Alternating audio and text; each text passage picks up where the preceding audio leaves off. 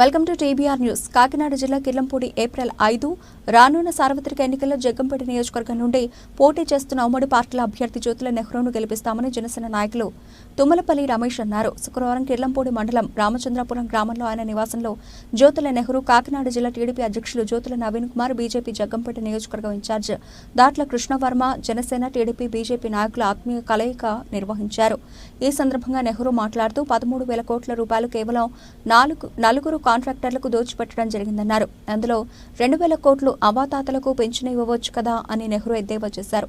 రేపు రాబోయే కాలంలో ప్రజల కోసం నిత్యం పాటుపడే తుమ్మలపల్లి రమేష్ నాయకత్వంలో జనసేన పార్టీ నాయకులకు, కార్యకర్తలకు అన్ని రంగాల అవకాశం కల్పిస్తానని అన్నారు. ఈ కార్యక్రమంలో టీడీపీ నాయకులు ఎస్వీఎస్ అప్పలరాజు, తోట రవి, తోట గాంధీ, చదరం చంటిబాబు, మారిశెట్టి భద్రం, పోతుల మోహన్ రావు, కో సాయి తేజ, జాస్తి వసంత్, కొత్త కొండబాబు, జనసేన నాయకులు బుదిరెడ్డి శ్రీనివాస్, పాలిశెట్టి సతీష్, ఒలిసి ఐరాజ్, మరిచేక్ రామకృష్ణ, దీపు, మొగిలి గంగాధర్, కిర్లంపూడి మండల బీజేపీ అధ్యక్షులు Eddala Rambabu, Telugu Desam party, Janasena party, BJP party తదితరులు పాల్గొన్నారు. ఒక 10-15 సంవత్సరాలు ఈ కూటమి ఇలా కొనసాగుతూనే కానీ ఆంధ్ర రాష్ట్రం ఒక గాడిలో పడేటటువంటి పరిస్థితి ఉండదు. కాబట్టి 10-15 సంవత్సరాలు కూడా మేము కలిసే వెళ్ళేటటువంటి పరిస్థితులు ఉంటాయి.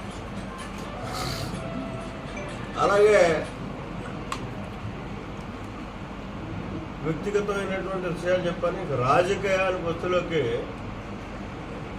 రాజకీయంగా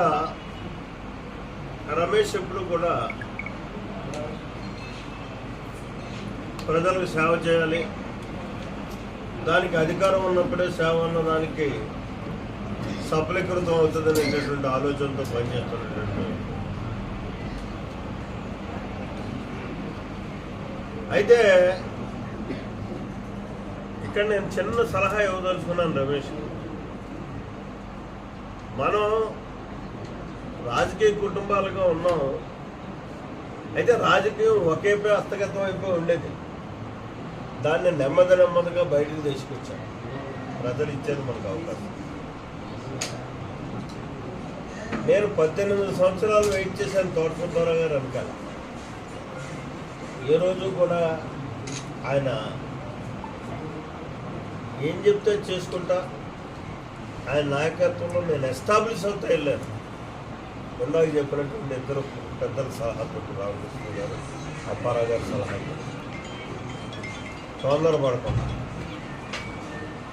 ఎప్పుడైనా చిన్న బాధ వచ్చినా నేను దెబ్బలాడి మళ్ళీ లైన్లో పెట్టేవాడు. అలాగే 18 సంవత్సరాలు అయిన తర్వాత భయాలకు వచ్చింది లక్కీగా ఆయన పార్లమెంట్కి వెళ్ళడం. నాకు అవకాశం రాదు. అక్కడి నుంచి 3 సార్లు ఎమ్మెల్యే అయ్యాను. 3 సార్లు కూడా నాకైతే చాలా తృప్తి ఉంది. ఈ నియోజకవర్గంలో ఎవ్వరూ చెయ్యలేనంత అభివృద్ధిని, సంక్షేమాన్ని అందించాను. నేను రమేష్ను కూడా కోరుకున్నది ఏంటంటే, నా అంత 18 సంవత్సరాలు ఆగాల్సినటువంటి పని లేదు. ఎందుకంటే ఇదే నా చివరి ఎన్నిక.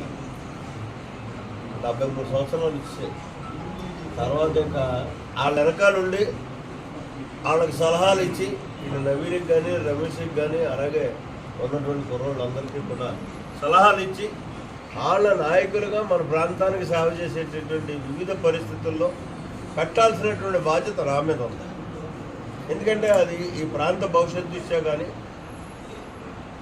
కుటుంబ పరంగా మాకున్నటువంటి పరిస్థితుల దృష్ట్యా కానీ ప్రజలు ఎప్పుడు కూడా మా కుటుంబాలని విశ్వసిస్తారు. వీళ్ళతో న్యాయం జరుగుతుంది, మనకి నిస్వార్థంగా ఉంటారు. ఏదో గంజాయి వనంలో తులసి వనంలో గంజాయి మొక్క మొలిచినట్టు కర్మగాలి మొన్న ఒక మొక్క మొలిచింది. దానికి ప్రజలు కూడా క్షమించమని అడుగుతున్నాం.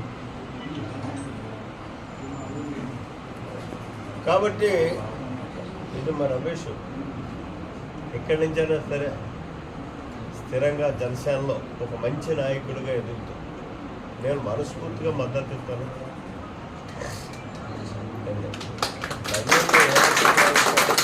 ఎదగాలని మనస్ఫూర్తిగా కోరుకుంటాను. రమేష్ని కూడా అదే రకంగా కోరుకుంటాను. ఎందుకంటే మనం పనికొచ్చే నాయకులు 10 మందికి సహకరించాలి. మన ప్రాంతాన్ని అభివృద్ధి చేసుకోవాలి. వాళ్ళు ఇన్వాల్వ్ అవుతున్నారు. దానికి ఒక స్వచ్ఛంద సంస్థ కంప్లైంట్ ఇచ్చింది. వాస్తవాలను గ్రహించినటువంటి ఈసీ దానికి కొన్ని ఆదేశాలు ఇచ్చారు. ఆదేశాలకు అనుగుణంగా వాళ్ళ బాధ్యతల నుంచి తప్పించారు.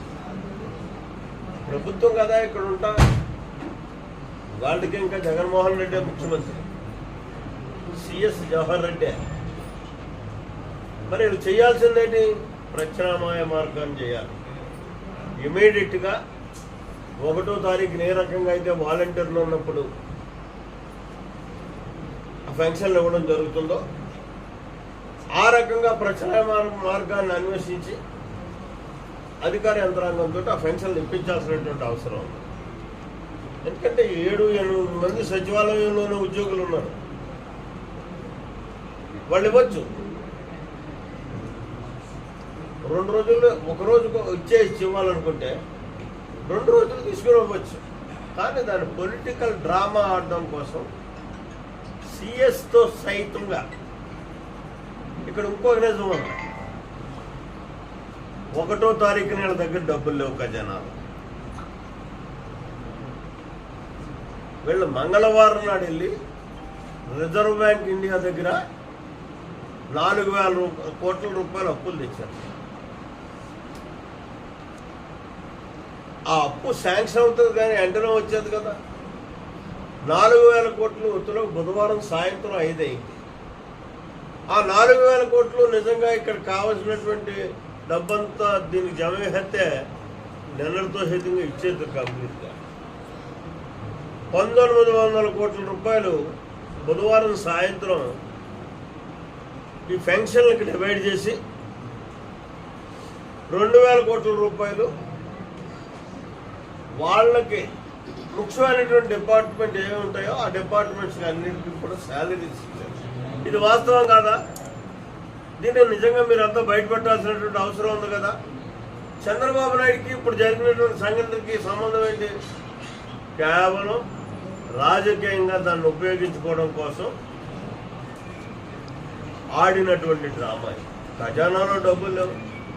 డబ్బులు లేకపోవడానికి గల కారణం 15వ తారీఖు నుంచి 30వ తారీఖు లోపల 13,000 కోట్ల రూపాయలు